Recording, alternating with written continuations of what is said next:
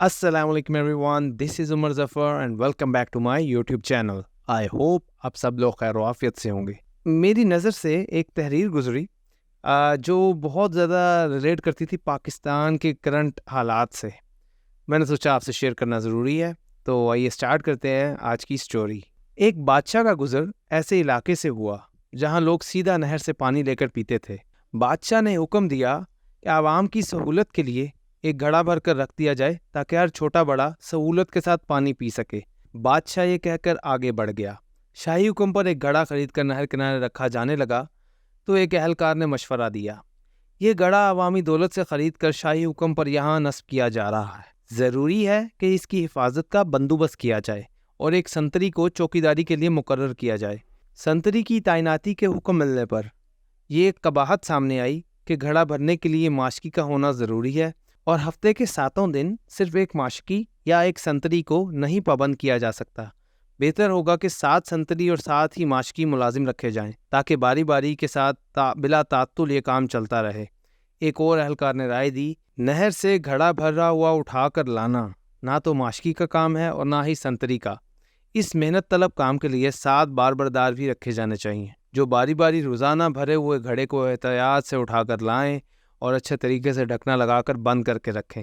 ایک اور دور اندیش مصائب نے مشورہ دیا کہ اتنے لوگوں کو رکھ کر کام منظم طریقے سے چلانے کے لیے ان اہلکاروں کا حساب اور تنخواہوں کا نظام چلانے کے لیے منشی محاسب رکھنے ضروری ہوں گے. اکاؤنٹنٹ کا ادارہ بنانا ہوگا، اکاؤنٹنٹ متعین کرنا ہوں گے. ایک اور ذو فہم اہلکار نے مشورہ دیا کہ یہ اسی صورت میں یقینی بنایا جا سکتا ہے کہ ہر کام اچھے طریقے سے چل رہا ہے تو ان ماشکیوں، سنتری اور باربرداروں سے بہتر طریقے سے کام لینے کے لیے ایک ذاتی معاملات کا شعبہ قائم کرنا پڑے گا.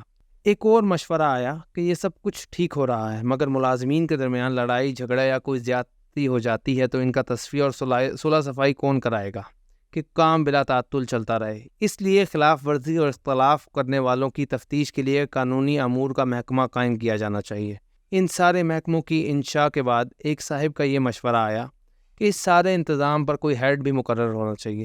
ایک ڈائریکٹر بھی تعینات کر دیا گیا.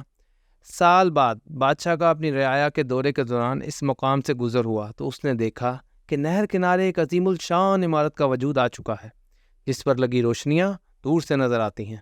عمارت کا دبدبا آنکھوں کو خیرہ کرتا ہے. عمارت کی پیشانی پر نمایاں انداز میں وزارت انتظامی امور برائے گھڑا کا بورڈ لگا ہوا ہے. بادشاہ اپنے مصاحبین کے ساتھ اندر داخل ہوا تو ایک الگ ہی جہاں پایا. عمارت میں کئی کمرے، میٹنگ روم اور دفاتر تھے. ایک بڑے سے دفتر میں آرام دہ کرسی پر ایک پروقار معزز شخص بیٹھا تھا جس کے سامنے تختی پر اس کے القابات ڈائریکٹر جنرل برائے معاملات سرکاری گھڑا لکھا ہوا تھا. بادشاہ نے حیرت کے ساتھ اپنے وزیر سے اس عمارت کا سبب اور اس عجیب و غریب محکمے کے بارے میں پوچھا جس کا اس نے زندگی میں نام بھی نہیں سنا تھا. وزیر نے جواب دیا، حضور یہ سب آپ ہی کے حکم پر ہوا ہے. آپ نے پچھلے سال عوام الناس کی فلاح اور آسانی کے لیے یہاں ایک پانی کا گھڑا نصب کرنے کا حکم دیا تھا. بادشاہ حیرت کے ساتھ باہر نکل کر اس گھڑے کو دیکھنے گیا جس کو لگانے کا اس نے حکم دیا تھا. بادشاہ نے دیکھا کہ گھڑا خالی اور ٹوٹا ہوا ہے اور سامنے ایک بورڈ لگا ہوا ہے، گھڑے کی مرمت اور بحالی کے لیے اپنے عطیات جمع کرائیں من جانب وزارت انتظامی امور برائے گھڑا. یہ تھی پاکستان کو برباد کرنے کی وہ کہانی جس پر عوام نے آنکھیں بند کیے رکھی ہیں. پاکستان 2 لخت ہو کر ٹوٹ گیا لیکن ہماری مجرمانہ خاموشی نہ تو اس وقت ٹوٹی تھی نہ آج ٹوٹ رہی ہے اور یہی لمحہ فکریہ ہے. اس بارے میں سوچیے گا ضرور. انشاءاللہ کل پھر کسی ویڈیو کے ساتھ آپ کی خدمت میں حاضر ہوں گا. تب تک کے لیے دس is Umar Zafar signing off. اللہ حافظ.